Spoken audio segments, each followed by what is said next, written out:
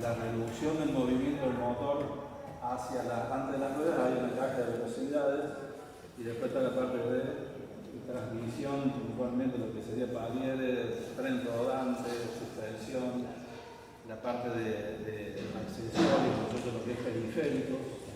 Entonces vamos a comenzar la clase hablando de y entendiendo el funcionamiento del motor de combustión interna. O sea, el automóvil es una herramienta o un producto o un bien que se requiere para que cumpla con la cuestión de movilizar. Para lograr tener movimiento, acá hay una máquina, esto es una máquina térmica, o sea, dentro de las distintas máquinas, puede ser una máquina eléctrica, una máquina térmica, que absorbe energía, digamos, utiliza la energía calórica que tienen los combustibles, mezcla con el aire, transforma esa energía en forma de calor, la transforma en energía de movimiento. Entonces después a través del embrague, la transmisión, los paneles, administramos ese movimiento para que cumpla una función, que sería la función del trasladado. Entonces vamos a arrancar dentro de la familia de la mecánica, vamos a arrancar viendo o conociendo el funcionamiento de un motor térmico.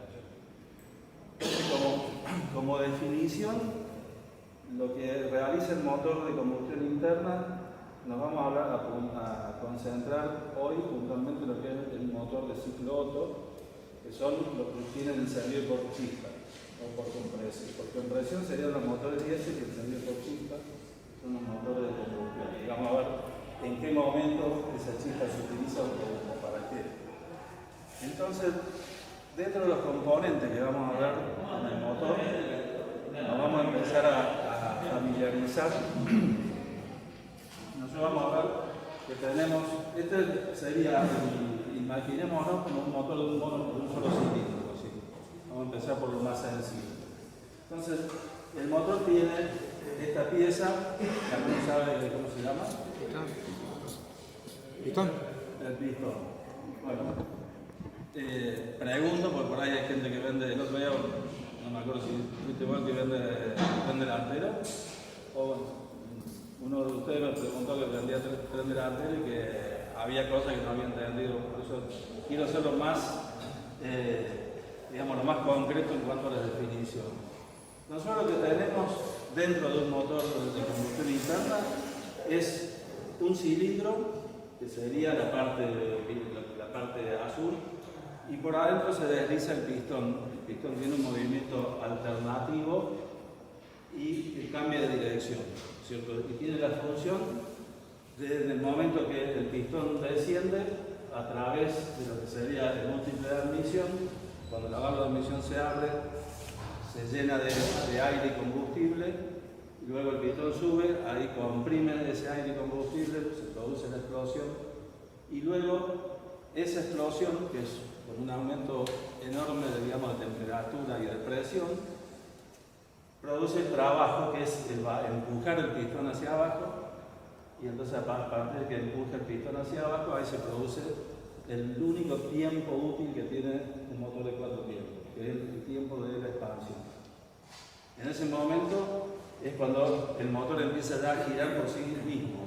Mientras tanto nosotros le hemos estado, o si fuera una moto, dándole con la patada, con el arranque, o sea, produciendo el movimiento en forma artificial. Cuando el motor empieza a sostener su funcionamiento por sí solo es cuando se produjo la combustión, el pistón vino hacia abajo y luego cuando sube realizando el cuarto tiempo limpia el interior del cilindro expulsando los gases hacia afuera para la válvula de escape. Pero bueno, esto es un primer pantallazo. Lo importante es que termodinámicamente, digamos, lo que produce internamente el motor en el momento de la admisión es llenar el cilindro de la mezcla aire y combustible. Entonces sería el primer tiempo. En el momento en que el pistón llevado, digamos, por la biela, que es la manivela que une el pistón con lo que sería el cigüeñal, Después vamos a ver, también pasando, vamos a mover aquel motor que está en corte y vamos a poder ir entendiendo un poquito mejor el proceso, ¿no es cierto? Entonces decimos, el primer tiempo, que sería dentro de lo que es los 4 tiempos, el primer ciclo es el descenso del pistón con la válvula de admisión abierta, y en ese momento entra, estaríamos nosotros acá, entra el aire desde el filtro de aire a través del carburador, lo que sería la pantalla motorizada, la pantalla de acelerador, el sistema de inyección, es el motor a carburador de los viejos. Entonces va a entrar el aire, se mezcla con el combustible, si fuera carburador, y lo que se introduce adentro del cilindro va a ser la mezcla de aire y combustible. Después vamos a ir hablando, digamos, de la mezcla, cómo se tiene que realizar, cuáles son los componentes, digamos, que participan, pero ahora vamos a hacer un pantallazo general. Entonces tenemos el cilindro lleno de aire y combustible, y nafta, digamos. Ese sería el combustible propiamente dicho. Luego, arrastrado en ese proceso, el cigüeñal, que vendría a estar en esta posición, entonces la biela está estirada, el pistón está en la parte más alta del cilindro, que en su recorrido nosotros lo vamos a denominar el punto muerto superior. O sea, es cuando el pistón llega arriba y va a cambiar de sentido. Cuando llega arriba y cambia de sentido, el pistón, la velocidad lineal del pistón es 0. Entonces ahí uno tiene que imaginarse digamos, la fuerza que tiene que hacer la biela del cigüeñal para este peso que viene lanzado a gran velocidad, de tenerlo a 0, y luego como la biela empieza, el cigüeñal está empezando a girar, empieza a hacerlo descender. Ahí hizo la admisión. Luego sigue la rotación de 180 grados, vamos a suponer que acá tenemos el 0, ya después lo voy a mostrar en un gráfico. Cuando llegamos a un punto muerto inferior, que sería en este momento donde estaría el pistón, es el límite de la carrera descendente, ¿cierto? Ahí vuelve a 0, vuelve a cambiar el sentido de traslación, digamos, del pistón, y comienza ahí la carrera con el cilindro lleno de aire y combustible, en la teoría, en una presión atmosférica, ¿no es cierto? Porque lo que se llaman los motores aspirados son los motores que tienen la propiedad de, cuando el pistón baja, hacer la admisión por la aspiración que produce el pistón, que produce un vacío, y la posibilidad de llenarse va a depender de la apertura de la pantalla, que es lo que nosotros manejamos cuando aceleramos. Pero nosotros cuando aceleramos, lo que estamos regulando es el caudal de aire, la masa de aire que está entrando hacia adentro del cilindro. Entonces, con un motor con la pantalla cerrada en ralentí, la cantidad de aire que nosotros vamos a tener adentro del cilindro va a ser bastante reducida. Entonces vamos a comprimir esa masa de aire, y esa masa de aire al comprimirse, es como si nosotros ahora agarramos y nos metemos dentro de esa piecita, vamos a tener calor, digamos, va a haber fricción y se va a elevar la presión, ¿cierto? Se produce una elevación de presión aproximadamente de 9 veces la presión atmosférica, y en ese momento es cuando necesito artificialmente iniciar una combustión. Entonces es en ese momento donde el sistema de encendido hace saltar la chispa y se empieza a producir lo que se llama un frente de llama. Se produce una explosión de una combustión controlada. En ese momento la presión aumenta aún más, ya vamos a ver un gráfico. Y es ahí cuando esa energía, en forma de calor, digamos, y con una elevadísima presión, empuja el pistón hacia abajo, haciendo que la biela, digamos, empuje al cigüeñal y lo obligue a girar. Entonces transforma la biela, el movimiento alternativo, rectilíneo alternativo del pistón, en un movimiento circular. Entonces, nosotros cuando miramos un motor en marcha vemos que la polea del cigüeñal, el alternador, todo lo que son poleas de sensores están dando vueltas, está ahí, digamos, producido por la transformación del movimiento alternativo rectilíneo del pistón en un movimiento circular variable, que va a variar según nosotros cuando manejamos y vemos la agujita de cuenta vuelta. Lo que ahí estamos viendo cuando miramos el tablero decimos que mide, digamos, lo que está midiendo es las revoluciones por minuto que está dando el cigüeñal. Entonces, ustedes verán que es lo mínimo que les marca en el tablero la agujita de cuenta vuelta. 10, va a mí. Claro, según el motor, pero aproximadamente entre 800 y 900 vueltas. O sea, uno ve 10, Sí. ahora te dice lo multiplicó por 10 o por 100. Entonces, vos ahí estás viendo que son 900 vueltas, que es la velocidad mínima en la cual el motor puede girar sin producir vibración. Ya vamos a ver por qué. Y luego tenemos, eso es máximo, cuando andamos normalmente tenemos 4000, entonces imagínense 4000 vueltas por minuto. La cantidad de veces, que otro día creo que hicimos el cálculo, la cantidad de veces que el pistón, a 3000 creo que son como 50, 55 veces por segundo, que se produce, eso yo le digo que el pistón sube, baja. Entonces, en el momento que el pistón baja, están las dos válvulas cerradas, ¿cierto? Cuando comprimimos, las válvulas tienen que estar cerradas, si no se escaparía por alguno de los dos, por alguna de las dos toberas, por la de escape o por la de medición. Entonces, llegamos al punto muerto inferior por la presión de la combustión y ahí se va a abrir la válvula de escape, sería esta válvula interna. Y el elemento que se va a encargar de abrir y cerrar las válvulas, nosotros ya lo teníamos acá, es el arbolero. En este caso, estaría, digamos, acá en la parte de arriba.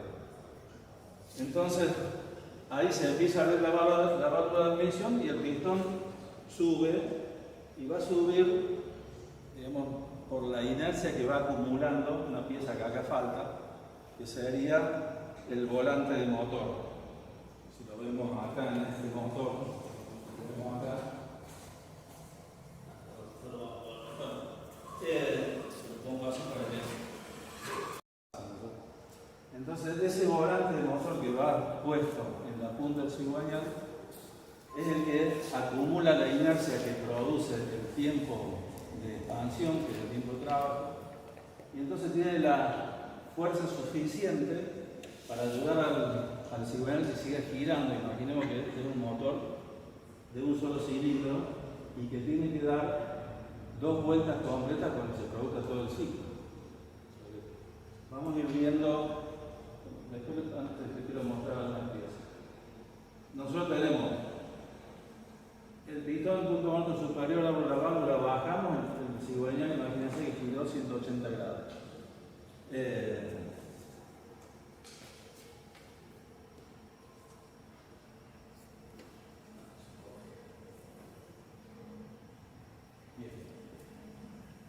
Giró 180 grados. Subió en la compresión, giró 360 grados, ya dio una vuelta. Después aprovechó la fuerza de la combustión, ahí acumuló energía, es en el momento que se carga, digamos, por decir así, el volante, y después tiene que volver a subir expulsando los gases para limpiar el cilindro para que vuelva a iniciar la carrera de admisión. O sea, para que el ciclo Otto se complete necesitamos 2 vueltas de cigüeñal. Pero solo una es la que nos da la posibilidad, digamos, de producir energía. Y tenemos una contra más, que en el momento que yo comprimo los gases, estoy perdiendo realmente mucha energía. No sé si alguna vez, cuando quieren empujar el auto a una marcha puesta, el auto va haciendo como saltos, ¿cierto? Si a alguno se le ha ocurrido agarrar una llave y hacer girar el motor de cigüeñal, tiene que hacer mucha fuerza.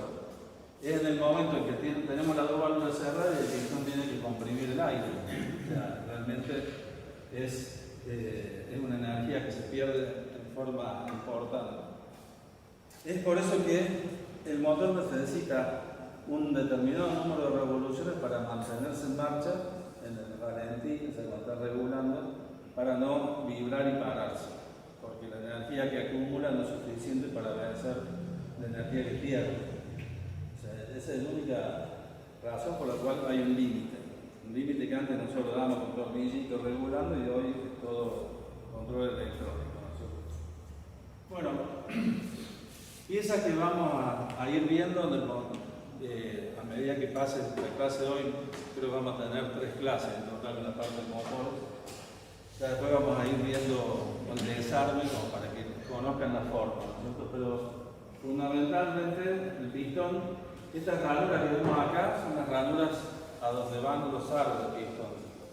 El aro del pistón es el que tiene contacto con el cilindro y el que sella perfectamente, o lo más perfecto que se pueda, para que en el momento que el pistón baja, uno si pone la mano, sacamos el filtro de aire, yo pongo la mano acá, la mano me la va, si es un golpe importante, me la va a flipar.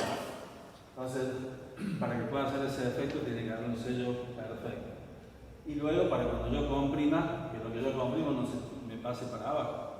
Entonces, los aros que estarían en las ranuras, la biela que es la encargada de transmitir el movimiento del pistón al cigüeñal y hacerlo girar, digamos, en el momento que artificialmente yo empiezo a mover el motor, es la biela la que mueve el pistón. Pero cuando el motor produce trabajo, es el pistón el que mueve la biela, ¿no es cierto? Y luego, bueno, vamos a tener las válvulas como elementos principales. Esas válvulas que las abre el árbol de leva necesitan volver a su posición lo más rápidamente posible. Entonces tiene una serie de resortes, platillos seguros y distintos componentes. Y luego, bueno, la bujía, ¿no es cierto? Que no es que mágicamente como un magic click, digamos, sino de la bujía para el lado del auto tenemos un montón de componentes que son los que se van a encargar de generar la chispa. Bien, y vamos a ir viendo algunas cuestiones que para qué me sirve para dar repuesto, qué me interesa esa calculada cilindrada. ¿De qué se trata cuando vendo un repuesto o pido un repuesto para un Renault y yo te pregunto qué motor es 1.2, 1.6, 2 litros? Así que es ese valor, el tamaño más grande volumétricamente hablando del motor. Luego veo un motor K4M y el 2 litros, no me acuerdo el nombre, y vos lo ves por fuera y son iguales, son muy parecidos. O sea, ¿a qué se debe? ¿A qué hace referencia ese número? ¿No es cierto? Entonces, ahí, digamos, cuando nosotros hablamos de un motor de 1.2 o 1.6 o 1.4, según la dimensión que tenga, nos estamos refiriendo a lo que es el volumen total de los cilindros de ese motor. ¿Cierto? Y para hacer ese cálculo de cómo calculamos la cilindrada, en definitiva, que durante una época era, decíamos, qué sé yo, 2000 centímetros, 2600, como la FIA, que la biofía que era 1600, era porque la cilindrada del motor era 1600. Y después se empezó a denominar en forma de litro. Cuando era 1600 era centímetros cúbicos. ¿Se acuerdan que en la clase anterior hablamos de las unidades de medida? Entonces, nosotros podemos medir el volumen o en centímetros cúbicos o metros cúbicos o también en litros. O sea, en la teoría, los 1000 centímetros cúbicos equivaldrían a 1 litro. Si yo hablo de un motor 1600, equivale a 1.6 litros. Entonces, yo necesito, para hacer varios cálculos, es importante el tema de saber el volumen específico de los cilindros. Y lo que necesito es saber el diámetro, si bien de lado, si bien de punta, una punta de tapa de cilindro, bueno, también va a depender del diámetro del motor. Y entonces ese es un valor que a lo mejor han escuchado alguna vez. El diámetro va a ser la distancia que hay, digamos, en lo que es el perímetro de la circunferencia, la distancia que pasaría por el centro. Entonces yo trazo una línea en un círculo,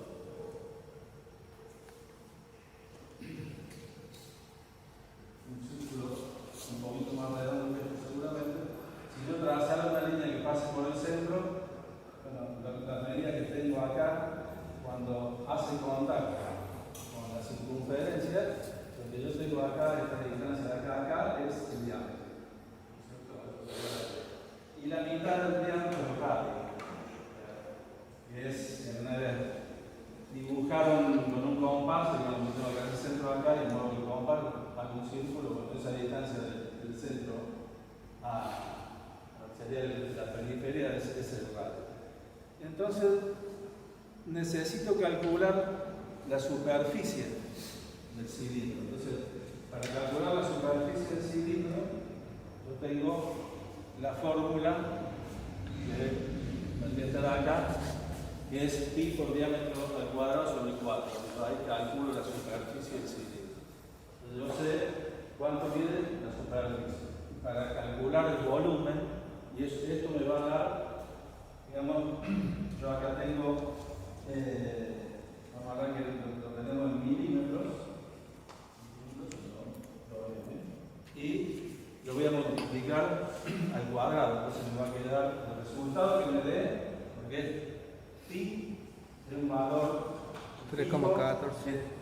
3,14. Claro, pi es 3,14. Entonces, como dice ahí, yo voy a tener un número ahí que no lleva ningún tipo de unidad por milímetro al cuadrado. Entonces, cuando yo tengo superficie, la unidad de medida de la superficie es el milímetro cuadrado o el metro cuadrado. Cuando digo, me arreglo tanto metro cuadrado. No lo compro por volumen, porque para abajo no sé cuánto soy dueño, digamos. Entonces ahí, para calcular el volumen, lo tengo que multiplicar por la altura. La altura, ¿quién me la da? La altura me la da la carrera, ¿no es cierto? Y esa carrera es referida a cuánto baja el pistón. Volvamos para acá. Acá. Pasó. ¿Cuánto baja el pistón desde el punto muerto superior al punto muerto inferior? Entonces me fijo en los datos técnicos del vehículo, o los mido, y para medir eso, ¿qué elementos usarían de lo que usamos el otro día? Un calibre. Claro, ¿y qué parte del calibre? La punta de la punta. Claro, la parte de la cola. O sea, voy a medir profundidad, que se voy a parar el calibre sobre la base del bloque y lo bajo hasta que me toque el pistón y ahí sé cuánto la altura, ¿no es cierto? El recorrido del pistón. Entonces lo voy a multiplicar por lo que sería, que ahí está con la letra L, que sería la altura del pistón. Que va a estar también en milímetros, yo lo voy a tener en el calibre y lo voy a tener en milímetros. Entonces, milímetro al cuadrado por milímetro me va a dar, digamos, no, estoy hablando de centímetros, no estoy hablando, para no confundir. Estábamos hablando de centímetros cúbicos. O sea, lo voy a pasar a milímetros, voy a leer, voy a pasar a centímetros, y entonces voy a multiplicar el diámetro que me lo da en centímetros cúbicos por la longitud, la altura que me la da en centímetros. Entonces, el resultado que me va a dar, yo voy a tener entonces centímetros cúbicos, que va a ser equivalente, o sea, un 1000 centímetros cúbicos equivalente a un litro. Entonces, si me divido en 1200 centímetros, voy a tener un motor de 1.2 litros. Ahí voy a obtener el volumen de un cilindro, y después a ese volumen lo multiplicaré por la cantidad de cilindros que tenga el motor que yo quiero calcular. Y me va a dar un valor bastante aproximado, no me va a dar exacto, porque además le tendría que sumar también el volumen de la cámara. Entonces, por eso si se le ocurre mañana para ver, sacar la tapa del cilindro del auto de ustedes y ponerse a ver qué cilindrada tiene, aparte que van a renegar mucho, digamos, no le va a dar exactamente el valor exacto, porque tenés que calcular el volumen de la cámara para sumar la capacidad volumétrica que yo tengo en la primera figura. O sea, este volumen de acá yo no lo sé.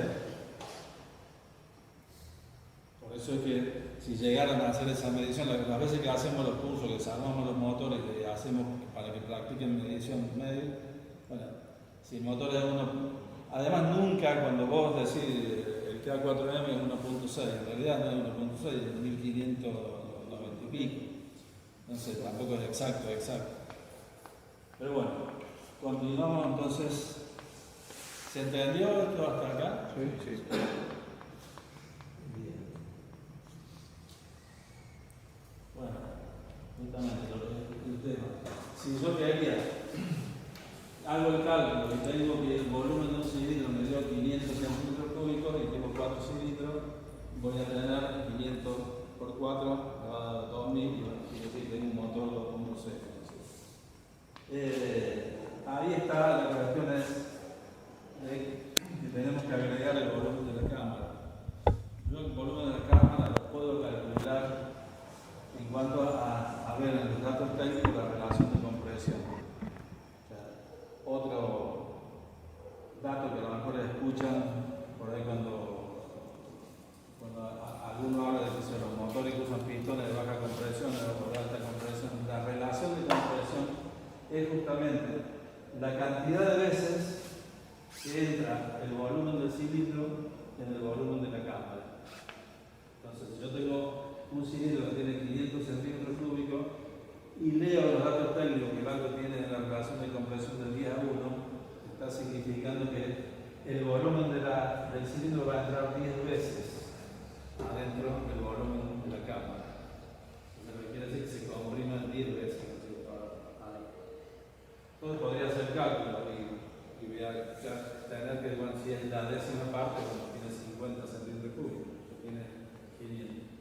La forma en realidad de sacarlo cuando uno está en la parte de potenciación, prepara motores, se llama ubicar la tapa, que es con una probeta echarle, o sea, con la válvula cerrada y la bujía puesta, echarle, porque nunca vamos a saber, porque no es una pieza que tenga una forma fija. O sea, generalmente las cámaras de combustión tienen distintas formas, entonces hay formas geométricas de calcularlo. Entonces, el cálculo se hace en base a llenarlo con un líquido que yo lo tengo medido en una probeta y ahí veo exactamente cuánto líquido entró hasta el ras. Ahí lo voy a calcular. Bien. Y ahora entonces vamos a ver, esto lo voy a ir dibujando. Este material, que es bastante extenso, digamos, después se lo van a entregar, así que ahí pueden leer, como lectura nocturna de ustedes. Acá lo que estamos viendo en este gráfico es los distintos tiempos, ¿no es cierto? Nosotros hablamos que tiene 4 tiempos, el primero es admisión, compresión, lo que sería combustión y expansión, las dos cosas juntas estamos hablando en este momento, y después el escape. El tiempo de admisión, yo voy a hacer acá una de coordenadas especiales y voy a tomar, ¿no es cierto? Lo que voy a graficar acá es la posición angular del cigüeñal, para entender. Y cuando habla de la posición angular, acá no lo tengo nunca en punto normal superior, es cuando el cigüeñal estaría, el cigüeñal tiene un muñón, que es donde se gira sobre sí mismo, y después va a tener una, digamos, acá el otro muñón. Y como esto rota para allá, girando sobre sí mismo acá, entonces va a producir, ¿no es cierto?, yo acá lo puedo diagramar como cuando el pistón del cigüeñal está bien de forma vertical, es cuando tengo el punto muerto superior. Entonces, es donde, cuando tengo el punto muerto superior, el pistón está arriba de todo. O sea, al ras del blog, sobresaliendo para abajo, eso según el diseño que tenga el motor. Entonces yo lo voy a empezar a girar y esta posición la voy a determinar como el punto cero. Entonces, a partir de ahí es cuando en este sentido de giro, si se va inclinando para acá, me va a tirar la biela para acá. Entonces el pistón va a llegar al punto muerto inferior. Ahí, ¿qué pasó? En un sincronismo, el sincronismo se hace a través, no me quiero ir del tema, pero como para que lo vamos a poner de frente, al modo que lo vean. El cigüeñal yo lo tengo acá. O sea, acá tengo un cigüeñal, tengo 4 cilindros de este motor. las bielas y los pistones en el giro, ¿no es cierto? Y lo que necesito para abrir y cerrar las válvulas, como acá, eso lo podemos ampliar.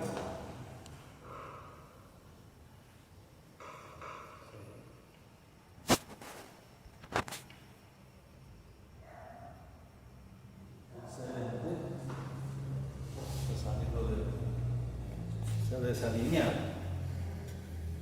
Ahí está. Yo tengo acá se ve mejor.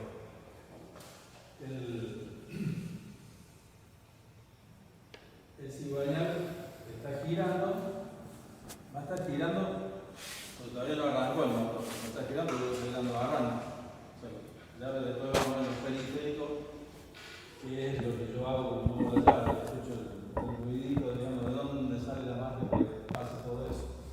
Yo empiezo a hacer arranque, un motor eléctrico, digamos, que hace girar el motor a través de él, justamente aprovechamos otra función que le damos al volante. El volante, acá no se la ve, pero digamos, tiene una corona de entrada y esto es un motor, que es el motor de arranque, el burro, como le dicen tanto. Entonces, este motor, a través de la energía de la batería, que tenemos la batería de 12 volts, empieza a girar y hay un engranajito que engrana en esa corona de arranque y que empieza a hacer girar. Entonces, en ese movimiento, yo lo que tengo es que la biela impulsada por el cigüeñal empieza a bajar, se abre la válvula de ignición, se abre paulatinamente, empieza a abrirse, está un tiempo abierta, y entonces eso tiene que tener un sincronismo exacto. Ese sincronismo lo da la famosa correa de distribución, el kit de distribución con todos los componentes que participan ahí, y el sincronismo de lo que se habla es cuando la posición del cigüeñal tiene que coincidir con una posición exacta de esta otra polea, que es el árbol de leva, que se va moviendo y va haciendo que la válvula abra y cierre. Entonces, se va a abrir la válvula, se la empieza a abrir. Entonces, ahora vamos a ver cuando tenemos un ciclo de distribución.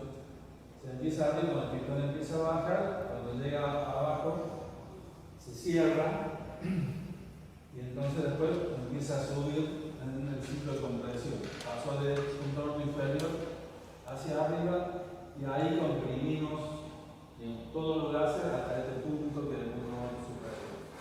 Válvula cerrada y en ese momento salta la chispa y entonces se produce la combustión. La combustión nace acá y no es una explosión, porque si fuera una explosión sería como pegarle al pistón arriba un martillazo. Si yo le pongo un martillazo al pistón, lo voy a quebrar, lo voy a romper. O sea, eso es una detonación. Es lo que sucede cuando uno va en el vehículo y siente el pistoneo. Hoy es raro que lo hagan un motor con la inyección electrónica, porque si tienen la nafta media desvanecida o han manejado auto a distribuidor, es un ruido que cuando aceleran hacen una campanita adentro, no sé si alguno lo ha percibido, ¿no? Ese ruido, ese pistoneo, yo veo mucha gente que anda con eso sin ningún problema, es justamente, son detonaciones no controladas y el ruido es que el pistón tiende a volverse y es el golpe de la falca contra los cilindros, o sea, es destructivo eso. Entonces, bueno, eso produciría una detonación. Lo que se produce cuando es la combustión es un frente de llama y como está todo comprimido a mucha temperatura, quema rápidamente, o sea, el tiempo que se combustiona, que se inflama toda la mezcla y que aumenta la presión, necesita entre 2 y 3 milisegundos, ¿no?, para suceder, o sea, es casi una explosión, pero es una combustión controlada. Hay un aumento enorme de presión y entonces empuja el pistón hacia abajo, o sea, en este momento lo empuja hacia abajo, y cuando llega al punto muerto inferior, abre la válvula de escape y elimina los gases. Y de nuevo empezamos con esto. O sea, esto es una cosa que no descansa, ¿cierto? Entonces vamos viendo.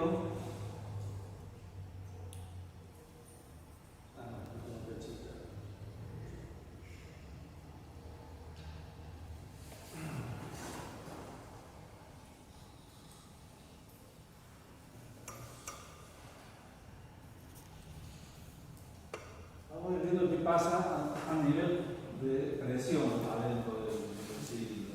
Entonces, yo acá en este eje de coordenadas voy a tener sobre la línea horizontal sería las X, voy a tener el volumen. El volumen del cilindro a mí me va a ir variando. ¿Cómo me va a ir variando? Cuando tengo el pistón en punto muerto superior, tengo volumen 0. Y cuando tengo un punto muerto inferior, tengo el máximo volumen. Entonces, yo voy a tener una variación de volumen. Esto lo voy a decir que es punto muerto superior y esto es el punto muerto inferior. Y en esta línea yo voy a ir midiendo la presión que sucede adentro. Esto es importante que lo veamos, aunque por ahí algunos contesten, pero es importante para poder entender de qué se trata esto y por qué funciona. Entonces yo, cuando tengo el tiempo de admisión, yo lo que tengo es que el volumen, cuando el pistón empieza a bajar, voy de un mínimo volumen a un máximo volumen. Entonces, cuando tengo el tiempo de compresión, el volumen, la presión aumenta. Disminuye el volumen, pero aumenta la presión. Eso es cuando el pistón está subiendo. Entonces, el volumen máximo que yo tenía acá, en la posición B, era el cilindro lleno de combustible, de mezcla. El volumen mínimo que tengo acá con presión máxima es el momento que comprimí todo, el pistón llegó de nuevo a punto muerto superior. Y luego se produce el salto de chispa y el aumento de presión que sube de 10 bares aproximadamente a 50 bares de presión. Y entonces ahí es donde el pistón empieza a descender. ¿Y qué sucede en ese momento? Se abre la válvula de escape, aumenta nuevamente el volumen y la presión baja completamente. Entonces, acá la presión disminuye, de acá para acá, el volumen disminuye de aquí para acá y la presión también disminuye porque la válvula está abierta y se limpió el cilindro. Bueno, esto es lo importante y es lo que yo sé, lo voy a dibujar acá. ¿Todos ven el pizarrón? Sí, sí. Bien. Bueno, lo vamos a graficar en los distintos. Aunque lo tengo acá. Entonces, todo esto que hemos hablado de los 4 tiempos, yo lo tengo graficado acá. La admisión que la tengo en celeste, ¿no es cierto? De punto muerto superior a punto muerto inferior, que sería de 0 a 180 grados. De 0 a 180. Y que va a ser, digamos, este movimiento angular lo hace cigüeñal. Luego se me cierran las válvulas, voy a tener de 180 a 360 grados y esto va a ser lo que sería, lo tengo acá en gris, que es la parte de compresión. Luego salta la chispa, tengo la expansión que viene de 360 grados a 540. Acá tengo 360, da una vuelta, acá tengo 540, no me equivoco, sí. Y luego, vamos a seguir de rojo, tengo 720 y 320. Y acá vuelvo acá.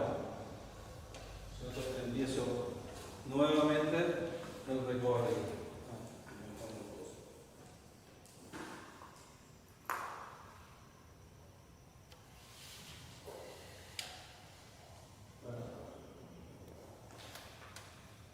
Resulta que esto es el ciclo teórico. En el ciclo teórico, yo digo que el ciclo de admisión empieza en 0, o sea, acá se abre la válvula de admisión. Yo tendría lo que es apertura de admisión, sería en 0 grados del giro cigüeñal. Imaginémonos que, digamos, yo lo tengo marcado acá. Yo empiezo a bajar y acá yo lo cierro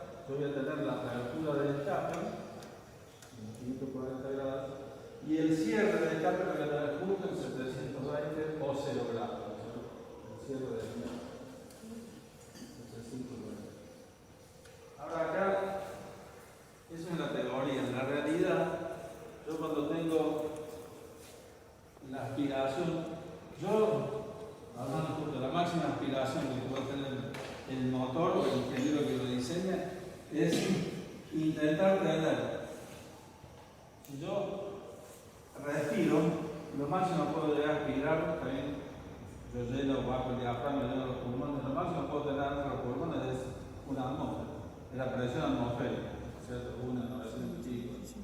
Bueno, el tema es que acá, cuando se produce la aspiración, si mañana está haciendo este recorrido, tengo varios frenos, tengo el freno del filtro de aire. ¿Por qué nosotros tenemos, por qué vendemos filtro de aire? Porque el aire está contaminado, está sucio, tiene polvillo. Si yo no le pongo filtro de aire al motor, lo que voy a hacer es limarlo, porque está entrando un polvillo microscópico que va a tomar contacto entre los aros y el cilindro, y entonces me voy a producir un desgaste pero prematuro, que no se dan ni idea lo que sucede. Yo le puedo contar una anécdota. Yo tenía, cuando era joven, estaba en el Casafú, en el secundario, me compré un buggy. Y era un buggy que tenía un motor 1993, que era un motor que diseñé para la carrera. Y tenía un carburador, y yo no le ponía el carburador. Y se me gastaban los aros, pero así, en serio, en un mes. Y me empezaba a tirar aceite por todos lados, desarmando, ponía el aro tiene, yo lo meto dentro del cilindro, tiene una luz de 0,20, o sea, imagínense una sondita de 0,20, o sea, el milímetro dividido, o sea, 20 centésimos, nada. Y cuando lo ponía, me empezaba, ¿qué pasa cuando el aro se gasta? Y empieza a aumentar el aro se gasta, porque tengo las medidas, La luz ahorita no hace. pero ¿por qué sale el aceite? Porque no puede.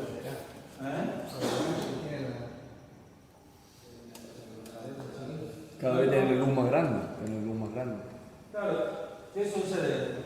No vamos a borrar el ámbito. Cuando yo comprimí y se produce la explosión, si yo tengo mucha luz en los aros, en realidad esa combustión se va a cargar. Y es cuando veamos autos que gasean no por el escape, sino una manguera que gasea. Eso, digamos, hace que el aceite tome más temperatura y bueno, infla internamente, los retenes no aguantan, no te compro retenes y al mes voy teniendo otros retenes más o menos sirven. En realidad, el problema que tengo es que el motor gasea y revienta por adentro. Bueno, a mí me pasaba eso, como 3 veces, iba a la casa y lo hago, me acuerdo.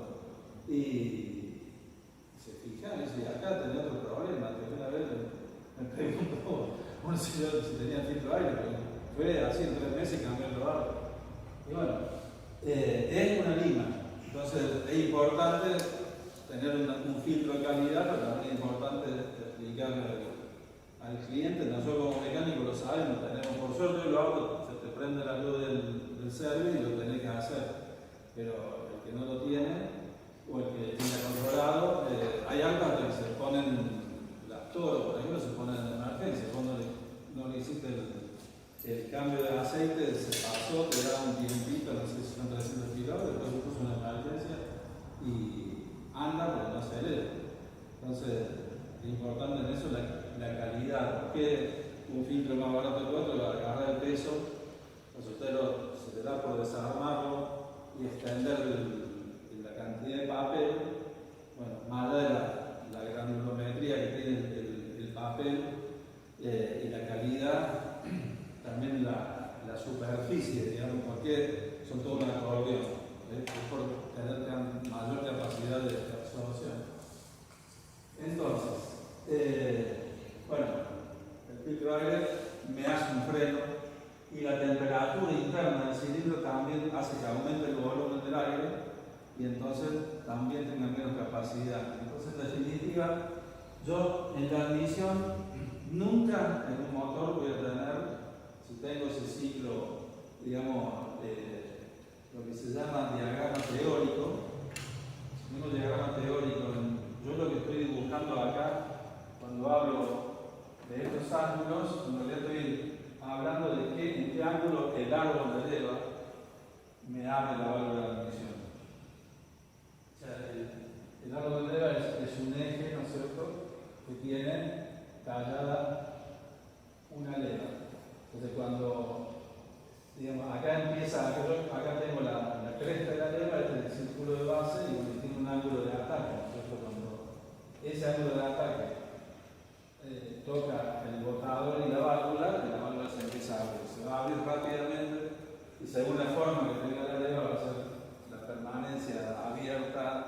en la altura, todo lo que se habla. Todo eso me está arreglando. Es más, la misma válvula. La válvula tiene ocupa, digamos, una superficie. No es que la válvula desaparece y tengo un agujero así por donde va a pasar la mezcla. Entonces, todo eso conspira para que cuando yo llegue el pistón abajo no tenga el volumen máximo, o sea, no tenga un ángulo. Luego tengo la compresión y después tengo, ahí está la compresión y la combustión. Si ustedes creen que la chispa salta cuando el pistón terminó de subir, porque entonces ahí tengo la máxima compresión. En realidad, si la chispa salta cuando el pistón llega al punto superior, como demora 2 o 3 milisegundos en saltar la chispa, habría que ver cuánto el pistón ya empezó a bajar. Porque la chispa salta, la combustión se realiza, empieza a aumentar la presión, pero ya el pistón empezó a bajar. Entonces, tampoco es exactamente que el encendido salta en punto alto superior, sino que salta antes, para que el pistón llegue arriba y ya el frente de llama esté con toda la presión lista para hacer el trabajo de empujar el pistón. Y luego, también vamos a mantener, ahí está todo el ciclo de trabajo. Y después cuando yo empieza a bajar el pistón y empieza a descender la presión, llega un momento en que ya la presión es casi despreciable, o sea, el trabajo que está haciendo la presión sobre el pistón no se está utilizando mucho. Entonces, yo ahí también voy a aprovechar para modificar esos valores. El primer valor que yo voy a modificar en esta situación es que yo no voy a abrir la válvula cuando el pistón está en punto alto superior, sino que la voy a empezar a abrir antes, porque yo lo que tengo que aprovechar es que el pistón, cuando ya esté bajando, la válvula ya tenga varios milímetros abiertos, para que ya realmente empiece a succionar, digamos, eficientemente. Y además, cuando yo cierro la válvula, yo tengo la válvula abierta, el pistón llegó abajo. Cuando yo cierro la válvula, acá venía un flujo de aire y mezcla que está, realmente viene con mucha velocidad. Cuando yo cierro la válvula, se queda ahí haciendo presión en el honguito de la válvula. Entonces yo, abriendo la válvula un poco antes, también aprovecho esa presión residual que está ahí, y cuando abra la válvula se me va a meter la mezcla y va a ayudar a llenarse mejor. Entonces, este ángulo, este valor va a cambiar y le voy a agregar una A, se va a llamar, digamos, avance a la apertura de admisión. Y entonces el avance a la apertura de admisión yo lo voy a tener, aproximadamente le puedo dar un promedio, los motores tienen vamos a decir que tienen 15 grados, el angulito acá vamos a ver 15 grados. De esto que les estoy explicando va a salir unas palabras que muchos habrán escuchado, y vamos a ver de dónde salen. Entonces yo aprovecho ya más tiempo. Y también, como los gases están entrando a mucha velocidad, el pistón llegó abajo, la solución fue máxima, me voy a jugar y voy a aprovechar y voy a cerrar la válvula más tarde. Entonces yo voy a tener acá un ángulo nuevo que se va a llamar retardo al cierre de admisión. Ese es un ángulo nuevo que va a tener, esto dijimos que tiene 15 grados, y el retardo de cierre de admisión yo voy a tener, acá puedo jugar un poco más, puedo tener 20 grados, porque la velocidad que el pistón llegó abajo, pero empieza a subir, la velocidad del pistón todavía no es tan importante a los 20 grados. Entonces, y sí es importante la presión de los gases que venían rápido por el múltiplo de admisión. Entonces, puedo decir que bueno, que le voy a dar 20 grados. Ya no tengo 180 grados de temperatura, ya tengo 15 más 20. Y después tengo también que aprovechar este tema de acá, como esta última parte del giro del cigüeñal, cuando el pistón está bajando, ya la presión bajó bastante. Entonces, lo que voy a hacer es abrir antes el escape. Entonces, el escape lo voy a abrir a lo mejor cerca de 30 grados más. Y este ángulo, que digo que son 30, yo lo voy a llamar avance a apertura de admisión. Y bueno, en realidad le voy a poner lo que sería, en realidad son menos. Van a ser unos 30 grados. Y yo lo abro antes. ¿Qué hago acá cuando abro la válvula de escape? Bueno, va a empezar a liberar, o sea, empiezo a vaciar antes los gases, porque ya esta presión no es suficiente para empujar el pistón, pero a lo mejor ayudan para que empiecen a liberarse los gases de escape. Entonces, tiene sentido la abro antes. Y luego, el pistón está subiendo, estoy ya casi llegando al punto más superior y ya se me está abriendo la válvula de admisión. Cuando sucede eso, tengo una lámina, y este sería el escape. No. Pero bueno, yo tengo el escape abierto, el pistón está subiendo y 15-20 grados antes se me abre la válvula de admisión y tengo acá un chorro de aire fresco que va a entrar a presión que me va a ayudar a empujar los gases que están, porque los gases de escape van a estar concentrados acá.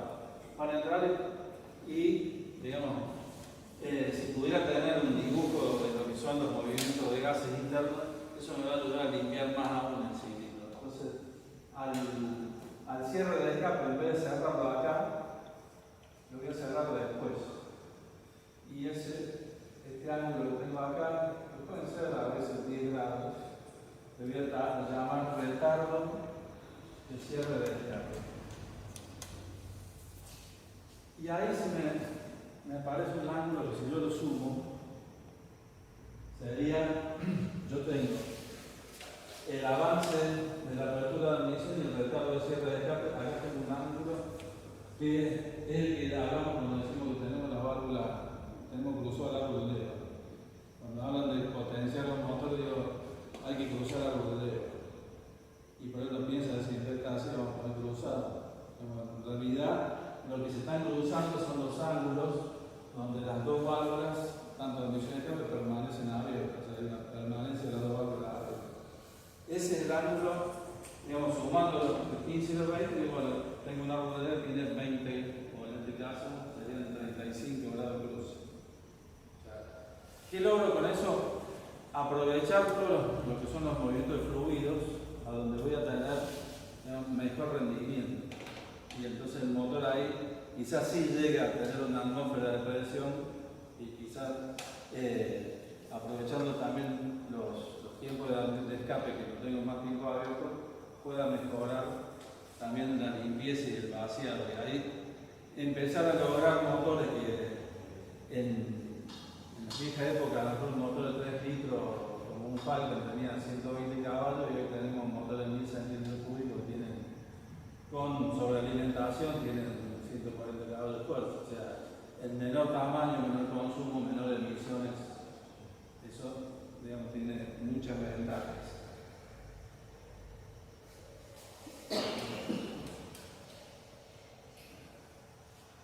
Bueno, y acá es donde vemos lo que yo estaba hablando recién con respecto a qué pasa cuando tenemos la válvula de admisión que se empieza a abrir antes que el pistón llegue al punto superior y la válvula de escape se está cerrando, ¿no es cierto? Entonces, el flujo de aire fresco que entra ayuda también a liberar y a limpiar suficientemente el cilindro. Bueno, yo le voy a pedir,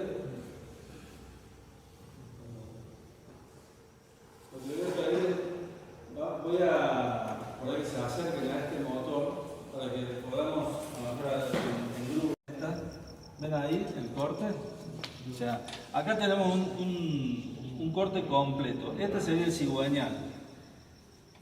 El cigüeñal va apoyado, las bancadas, son estas que están acá, porque esto es parte del bloque. Si quieren ir mirando, o sea, dentro de las partes que nosotros vamos a ver fundamentales del motor, vamos a tener esta pieza, que vendría a ser que viene de acá hasta acá, que es el bloque del motor. En el bloque del motor van a ir alojados los cilindros, tanto cilindros como esté referido al diseño del motor. En este caso vamos a tener 6. En el blog vamos a tener además cámaras de agua. Esto que vemos acá, que está sin corte, si ustedes ven, por ahí circula el agua, porque la máquina, digamos, como máquina térmica, imagínense ustedes el calor que vamos a tener adentro. Ahí está el pistón y van a ver cómo yo lo voy a mover y van a ver el trabajo, si quieren ir, o lo van viendo de la... ¿Ahí qué hace? ¿Está subiendo? Sí. Ahí se ve cuando está arriba de todo. Ahí está todo. Ahí está arriba de todo. Bueno, a ver. Y tenemos las válvulas. Esa válvula está cerrada. Ah, la válvula de escape no la alcanzo a ver. Claro, parece otro cilindro. Claro, digamos que lo que me falta, porque tuvimos que hacer el corte, me faltaría la válvula. Ah, no, es que la válvula de escape está ahí. Claro, esta tapa, digamos, tenemos una válvula de este lado, otra válvula de este lado. Es el escape. Claro, ¿por qué sé que esta es una válvula de escape? Porque tiene la... Claro, tenemos el múltiple de escape de este lado. O sea que obviamente las que están de este lado, que no las podemos ver, no las alcanzamos a ver, pero vamos a ver.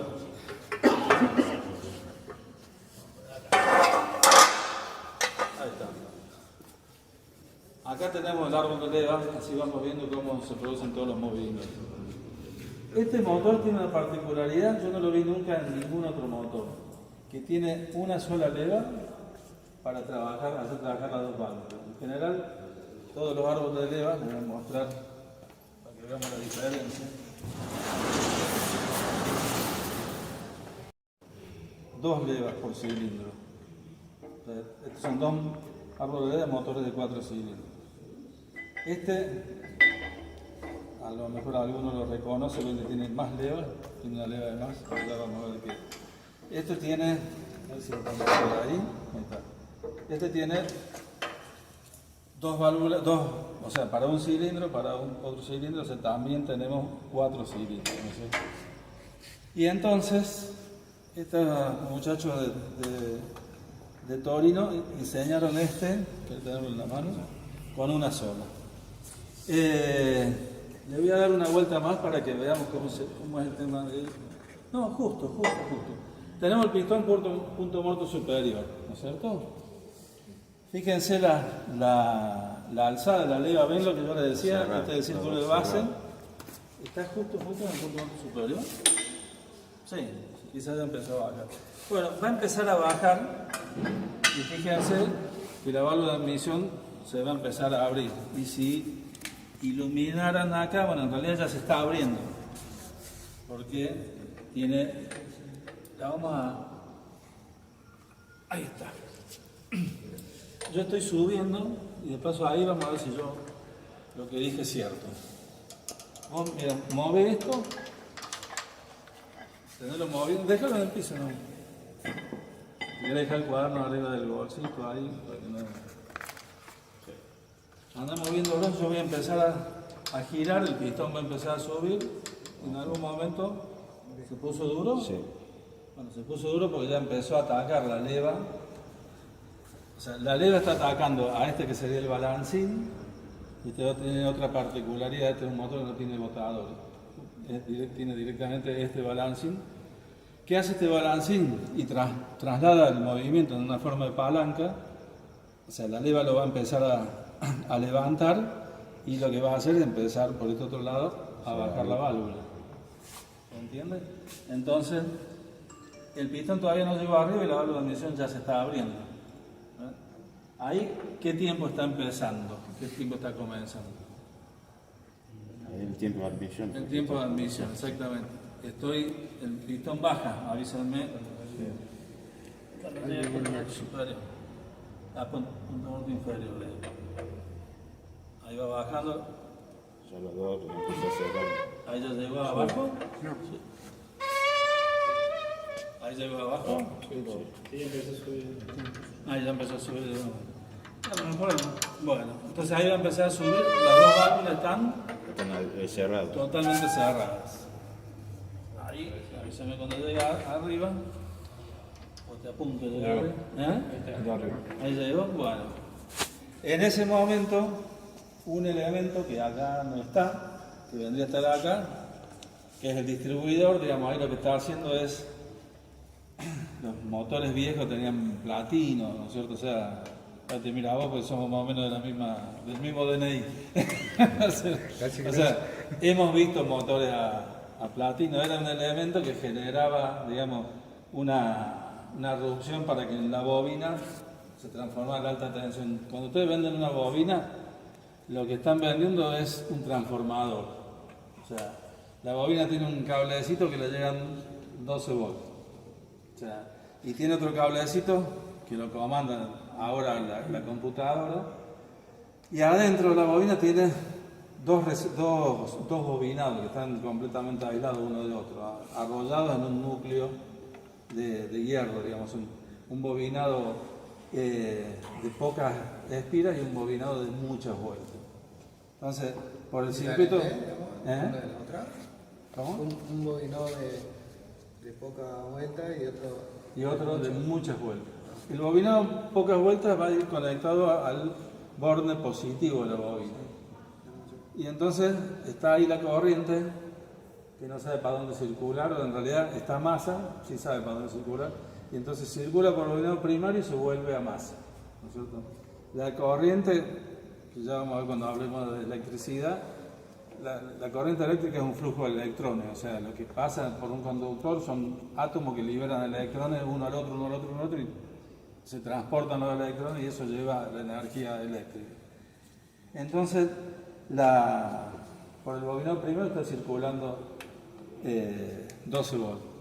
En el momento que yo necesito que salte la chispa, si yo hago saltar, yo agarro una batería y le hago un chispeo con un cable, un cortocircuito, voy a poder ver el salto de energía, voy a ver la línea azul que salta. Pero si yo intento hacer eso adentro de un cilindro donde tengo 200 bar de presión, no va a saltar porque aumenta la resistencia dieléctrica del aire. O sea, la corriente no pasa a través del aire a 200 bares. Entonces necesito meterle mucha más energía a esa chispa. ¿Y qué hace la bobina? Transforma los 12 volts en 20.000. O sea, si alguno tiene un probador de bobina en el negocio, si venden bobinas, esas cosas, hace un ruido que parece, realmente es un martillazo el ruido que hace al aire libre, ¿no es cierto? O sea, lo que entre los 12 volts la bobina, que tiene mucho bobinado. Sí. Si no me creen, y alguno tiene auto con cable, sáquenle el cable y le arranquen. Claro, el patadón que te pega una bujía te deja a veces el pedazo acalambrado, ¿no es cierto? Entonces, ¿qué pasó adentro? Estaba circulando la corriente de los 12 volts por el bobinado primario y lo que hace la computadora o lo que hacía el platino era abrir el circuito, producir una erupción. De golpe, todos esos electrones que están ahí circulando, por una cuestión de inducción magnética, se van todos al bobinado que tiene tantos electrones. Y como son mucho más recorridos, ahí eso es lo que hacen los transformadores, así aumenta la tensión a 20.000 volts, 18.000 según la calidad del sistema de encendido. Entonces ahora, ahí en ese momento, hacemos saltar la chispa. Si no tuviéramos todo estos agujeros, habría compresión y es en el momento, esto que estoy haciendo yo, ahí es donde produjo trabajo, ¿no es cierto? Que se va a acumular en todo este fierro grandote que te pesa una barbaridad y que está girando. Entonces, mientras más peso, sobre todo el peso que yo tengo en la periferia, hace que él empiece a girar. Y ahí el pistón está bajando.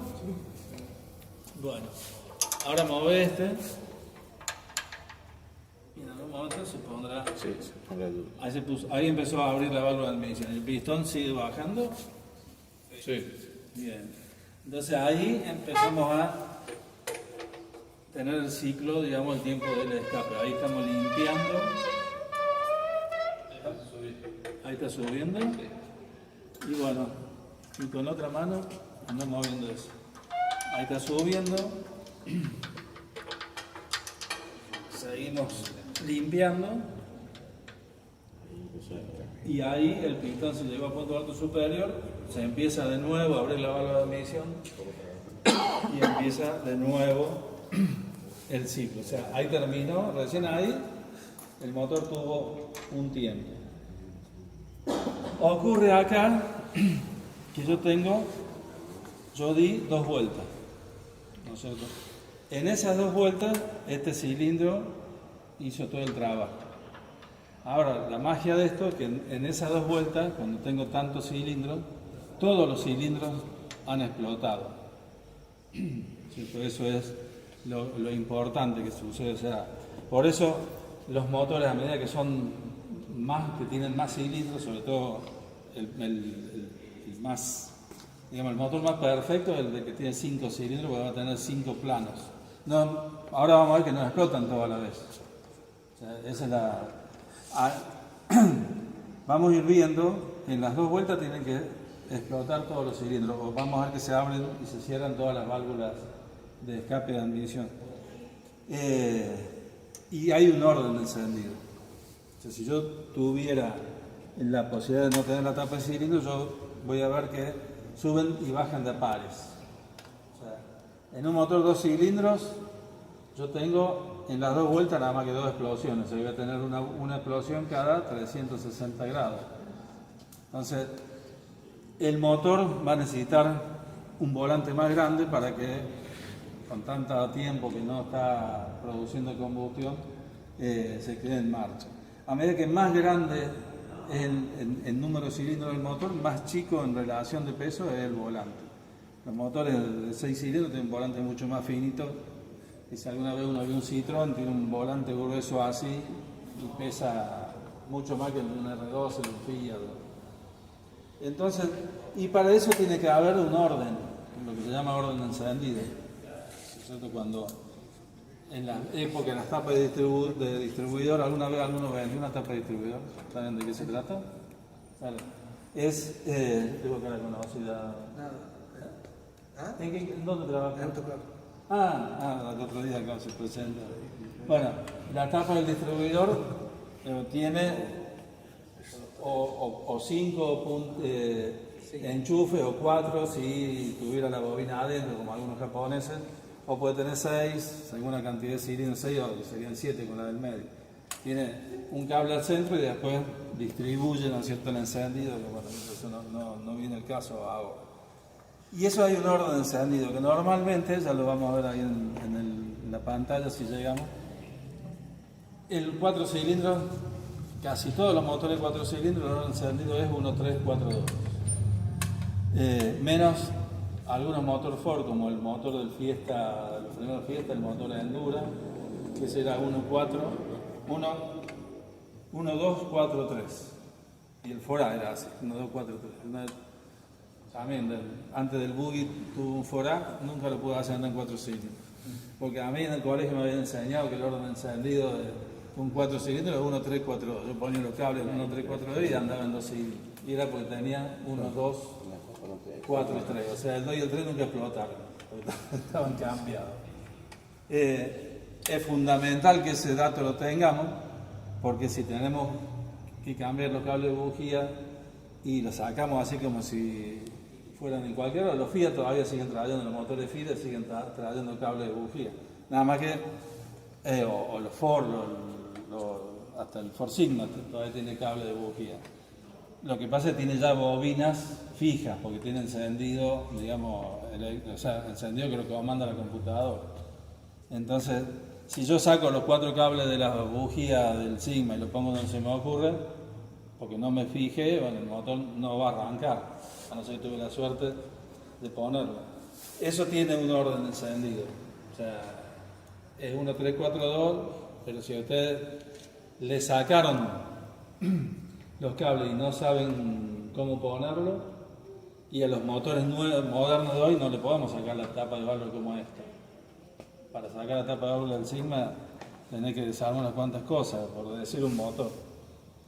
Entonces ahí lo que, si les llega a pasar, esto es un dato por ahí que les llega a pasar alguna vez, lo que tienen que hacer es sacar las bujías Eso me lo enseñó un viejo mecánico con los motores V8.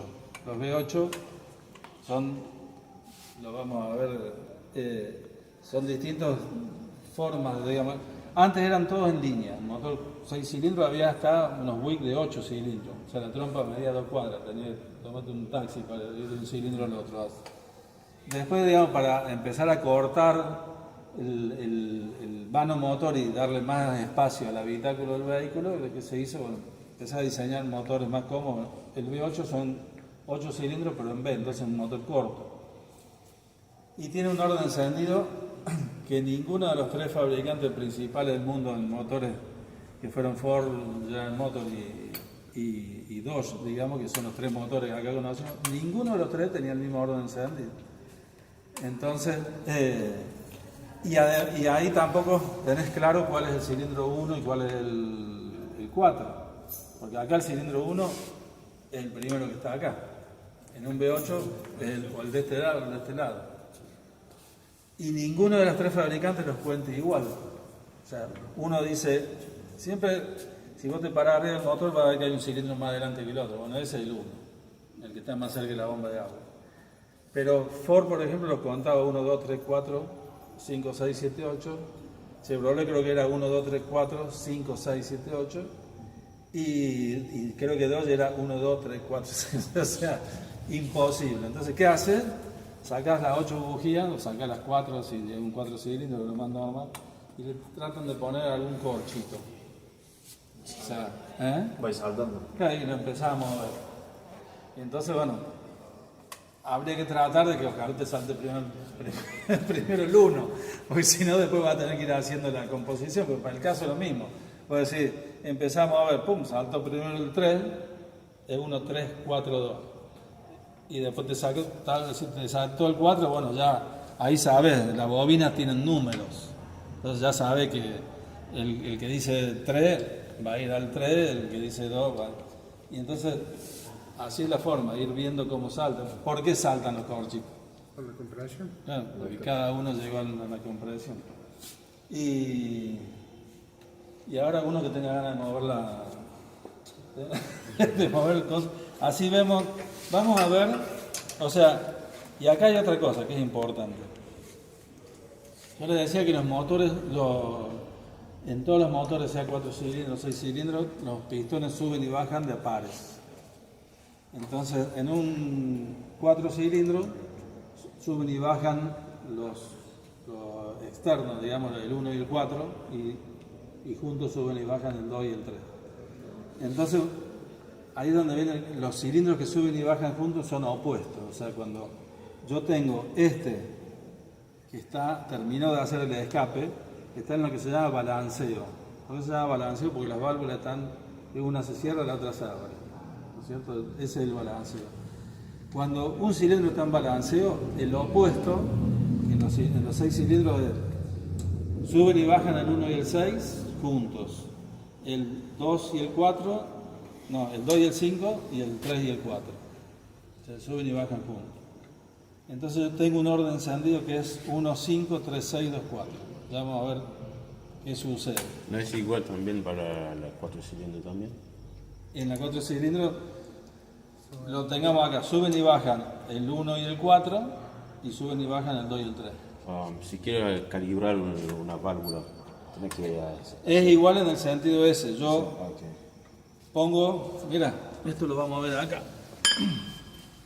Yo tengo ahí, supongamos que yo tengo los botadores acá arriba, acá tengo las válvulas en balanceo, ¿no es cierto? Porque si yo tengo acá los dos botadores, una se me está, y esto gira para allá, esta se me está cerrando y esta está empezando a abrir. Si esta se está cerrando y esta se está empezando a abrir, entonces esta que leva es.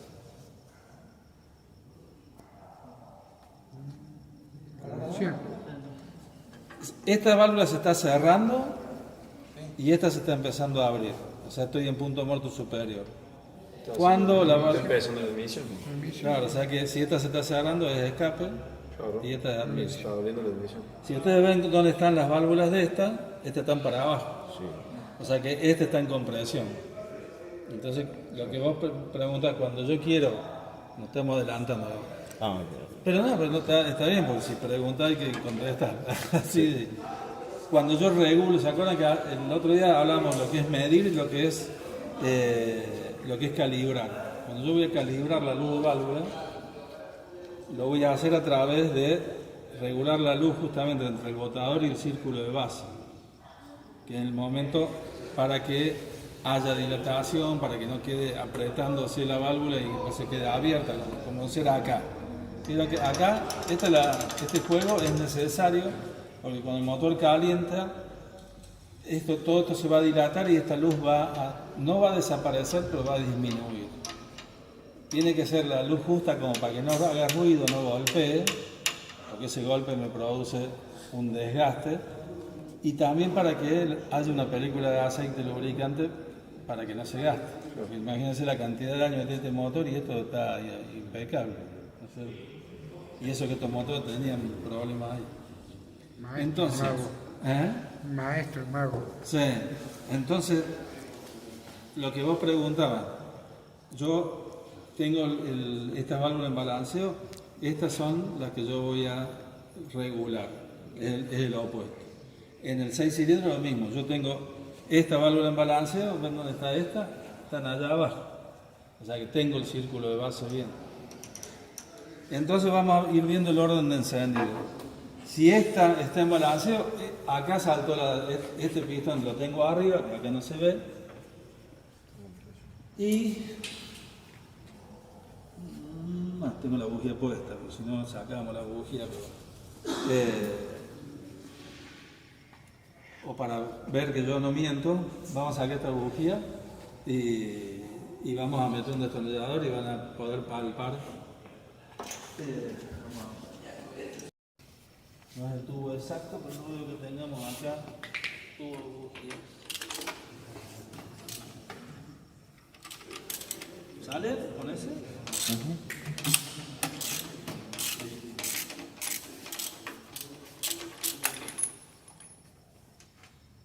Y acá vemos, dentro de ya cuando veamos la parte encendida y bujía, que es importantísima, porque por ahí viene un cliente y quiere una bujía de esta y uno dice, esta es rota corta, hay bujías que son más largas, bueno, ahora hay infinidad de bujías. La bujía es importantísima para leer el catálogo, porque no solamente es importante el tamaño de la rosca, el paso en general son todos iguales, pero tiene que ver mucho el diámetro de la rosca. Cada vez son más finitas, más chiquitas, porque los motores multiválvulas, los motores que tienen 16 válvulas, en la cámara de combustión tenemos que meter 4 válvulas y tenemos que meter la bujía.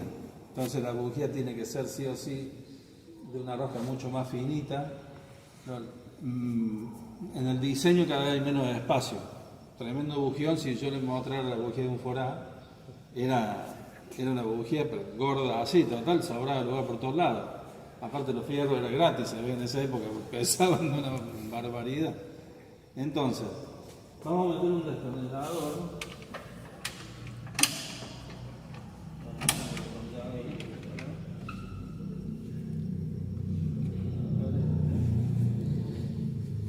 Alguno que mete el destornillador en el agujerito, no sé dónde está el agujerito, no lo veo. Tenelo ahí y vos bajá, vos sos el que tenía ganas de hacer fuerza. Y van a ver cómo vos sentís que bajó. Sí. Bueno, ahí nomás, ve que está bajando, el pistón está bajando de la misma manera. Vamos despacito. Volve para el otro lado, guarda que te lo va a trabar. Sí, sí. Y avisen cuando está en punto muerto superior.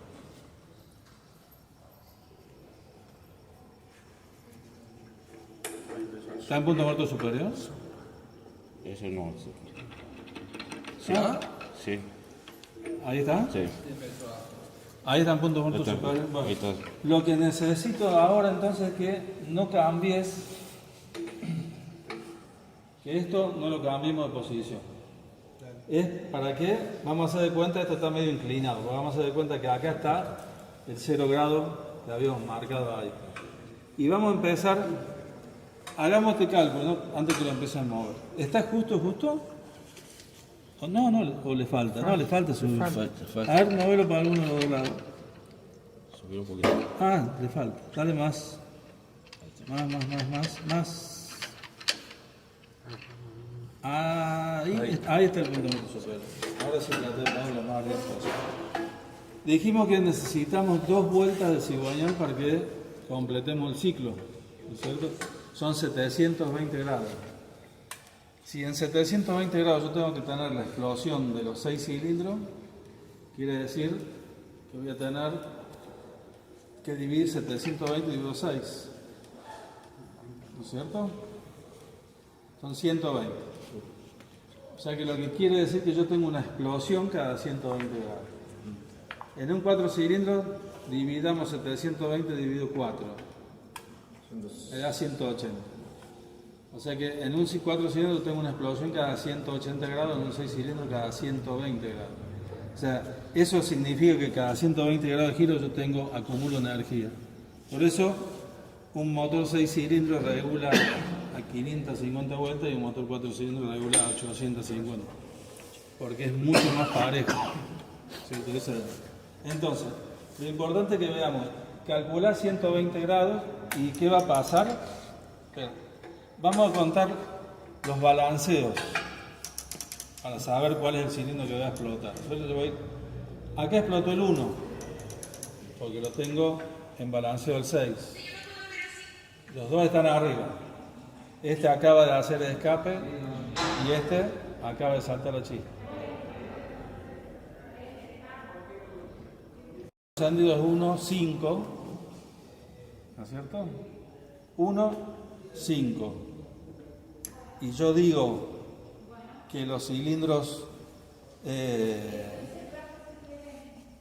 opuestos se van achicando para acá y lo opuesto al 5 sería el 2. El 2. Estos suben y bajan y estos suben y bajan. O sea, yo en 120 grados tengo que tener la leva del 2 en la misma posición que esta. Porque entonces el 2 va a estar haciendo balanceo y la chispa va a estar saltando en el que está haciendo compresión. ¿Se entiende? Bueno, entonces, mover los 120 grados, que serían 90 más un poquito más.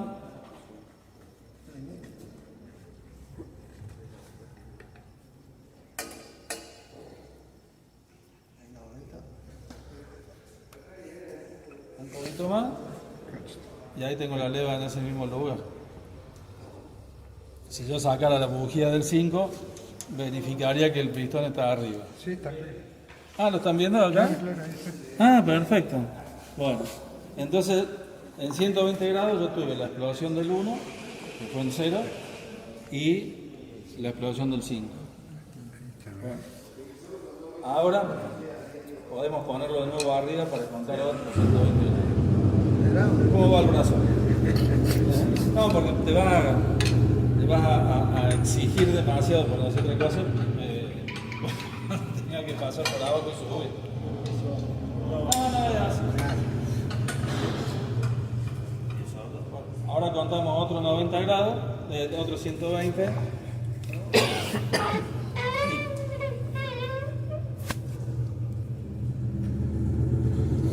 5, 3. ¿Cierto? Y si se fijan, tengo el 4 en balanceo, lo que quiere decir que tengo el 3 en compresión.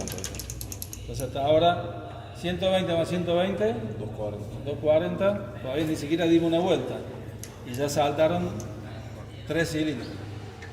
Ya explotó el 1, el 5 y el 3. 120 más... No, sí, fueron 2 veces o 3 ya di. 2. Estamos en 240. Ahora vamos a llegar a la primera vuelta. En realidad el 1 ya vi. Ahí estamos. Ahí di una vuelta completa y ahora está explotando el 4. El 6. O sea que tiene 1, 5, 3, 6. Ya dimos una vuelta entera.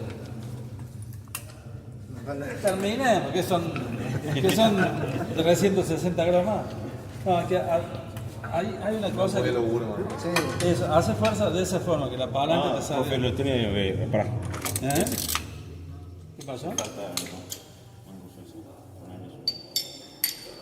esto, ¿ven? Cuando ahí nomás. Tenemos el 5 y ustedes no, ahí nomás. ¿Vos no me creen que está? Ah, sí. ¿Está el pistón de nuevo arriba? Sí. Perfecto. Pero ahora el que está saltando, el que está en compresión, es el 2. O sea, ya hicimos 1, 5, 3, 6, 2. Ahora nos falta el último, el 4. 120 grados más.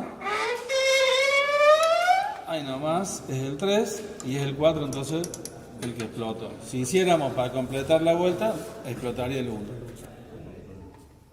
Bueno. ¿Querés darle? Bueno. Y en todo eso que vimos acá, le podés poner la bujita. Lo que vimos acá es la parte del por qué el vehículo funciona, ¿no? Para eso, nosotros tenemos que, cuando armamos el motor, tener la parte de la puesta a punto. Digamos, cuando nosotros vendemos kit de distribución, cadena, tensores o engranajes, que llamamos las distintas formas, de lo que se trata, digamos, lo que nosotros estamos vendiéndole al cliente o al mecánico, le estamos vendiendo un elemento que está todo el tiempo trabajando y haciendo mucha fuerza, porque el cigüeñal digamos, sería el eje motor y tiene que arrastrar a este eje que es el árbol de leva, que constantemente está frenándose y soltándose. Si yo no tuviera la cadena y lo hiciera girar yo solo, el árbol de leva estaría pegando golpes, porque cuando comprime los resortes, que los resortes son bastante duritos de comprimir, cuando lo suelta siempre tiene un golpe, digamos. Entonces la cadena sufre, las correas de leva sufren desgaste por tiempo y por la fricción de los engranajes, los dientes, y están al exterior. Entonces digamos, ahí no hay lubricación. El sistema de correa dentada antiguo, porque ahora son en baño de aceite, ese no tenía ningún tipo de lubricación, entonces las cambiamos por tiempo y por desgaste, ¿no es cierto? ¿Qué sucede cuando tenemos, yo no sé si en los repuestos se fijan en el vencimiento, digamos, pero hay una cuestión, la correa, todo lo que sea en caucho tiene un vencimiento. Entonces, yo te compro una correa que vos la tuviste 5 años en la estantería y el manual a mí me dice que la tengo que cambiar cada 5 años, te pone una cosa que está vencida. O sea, entonces, digamos, ahí es donde empezamos a pelear. Sí. ¿La fecha está en la correa? ¿Sabe la fecha de vencimiento? Vos sabés que la verdad que no sé, no creo. En la caja. Sí, tienen partida, en realidad todos tienen partida, ahora tienen código QR que vos podrías.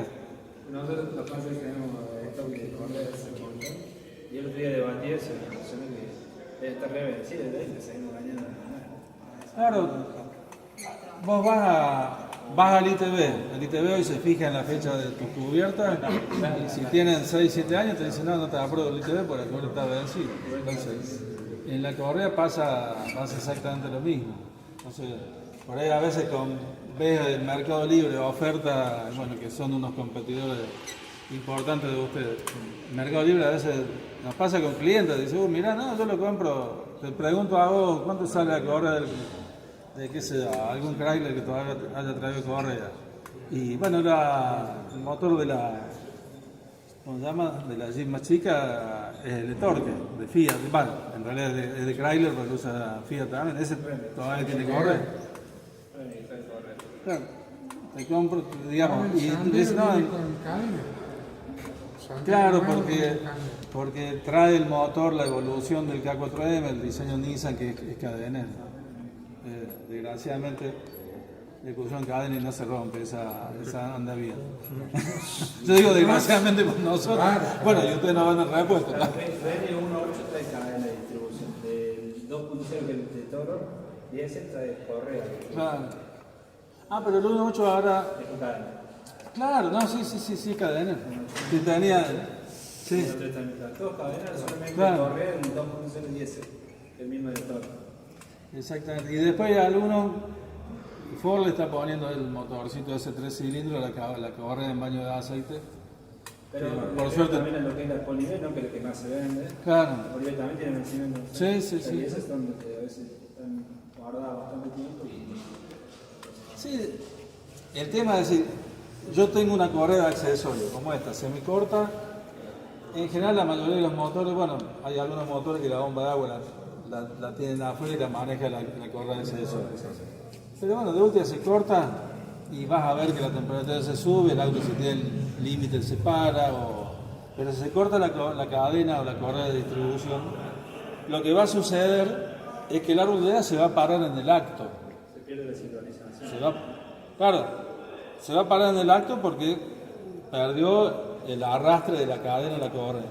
Pero acá tenemos un volante de inercia que si veníamos 4.000 vueltas, lo va a hacer andar un rato largo, aparte a vos se te va a parar, ¿qué vas a hacer? Y voy a poner la tercera y lo voy a hacer arrancar y después cuando pare lo voy a dar arranque, después me voy a hacer que me tiren. Porque lo que pasa. Claro, entonces, ¿qué pasó? Y va a haber algunas válvulas y encima miren el ángulo que tiene la válvula con respecto al pistón. Si yo dejo, se me paró y algunas de las válvulas, hicieron 16 válvulas, todas van a estar abiertitas o poco abiertitas y los 16 válvulas también, imagínate, tienen la válvula inclinada. Y entonces el pistón a 5.000 vueltas, si alguno tiene que agarrar la computadora, el teléfono, a 5.000 vueltas, ¿cuántas subida y bajada por segundo hizo? Y no menos de 100. O sea, son 100 martillazos por segundo que le pegó a la válvula, le hizo pelota. Entonces ahí es donde es importante. Cuando hablamos de cadena, sobre todo en esos motores, cuando lo tienen en un Chrysler, a lo mejor el dueño tiene un bolsillo distinto, pero cuando está puesto en un Fiat y en un Siena, Gran Siena y qué sé yo, y va y te dicen el aceite sale un montón porque necesita un aceite sintético, así le pongo. Y bueno, y la cadena se empieza a gastar, los tensores y bueno, y los problemas al final los tenemos igual. O sea, es lo importante, digamos, del mantenimiento. No sé qué hora es, pero yo sigo hablando, si no... ¿Eh? 21 y 15. Nos queda todavía hasta las 1:30. Vamos a... Entonces, bueno... Apago el motor. ¿Ve algo? Yo giro la llave. Cuando giro la llave, estoy cortando, digamos, la alimentación de distintos componentes como los relays, que también muchos venden, esos relays son llavecitas dirigidas, digamos, para que me corte la alimentación de lo que es bobina, bomba de nafta. O sea, apago la computadora se va a encargar de apagar todo. Bueno, yo lo apagué, siempre uno tiene que dejar que el motor esté unos segundos en ralentí. ¿No es cierto? Yo vengo a estación, no llego a mi casa, que yo me quiero bajar rápido. Dejarlo que regule unos segundos, no, para que se acomode el aceite, para que se nivele, y si es turbo, con muchísima más razón, apagarlo. Yo lo apago, está girando 800 vueltas. La verdad es que nunca me puse a calcular cuántas vueltas el motor se va a parar rápido. ¿Por qué? Porque ya no tengo las explosiones y la inercia acumulada acá, y a lo mejor me lo hace girar 3-4 vueltas y se va a parar. Y se va a parar siempre en 4 posiciones, si es 4 cilindros. Porque cuando se corte, la inercia se va a estar acabando y se va a parar en uno de los ciclos de compresión. O sea, cuando el pistón 1, 2, 3, 4 esté comprimiendo. Entonces, ahí, inclusive si uno mira el motor con detenimiento, el momento que se para se vuelve. Porque alcanza a vencer la compresión, pero no alcanza y esa presión interna del cilindro hace que lo vuelva. Y si las coronas de arranque, si algunos de ustedes han vendido, y las coronas de arranque tienen un desgaste en 4 puntos clave, digamos. Como vos no sabés en qué momento lo está parando, pero se va a parar y va a comprimir y va a quedar quieto en un mismo lugar. Entonces cuando ataque el motor de arranque, cuando se gasta la corona, que le dan arranque y patina, no sé, a lo mejor a alguno de ellos le pasó. Muchos, por ahí lo que hace, te baja con una marcha, lo empuja un poquito y cambio la posición de la corona y ahí arranca. Y arranca porque en realidad lo cambiaste para que esté en una parte del dentado que no esté gastado. Así que bueno. Bueno.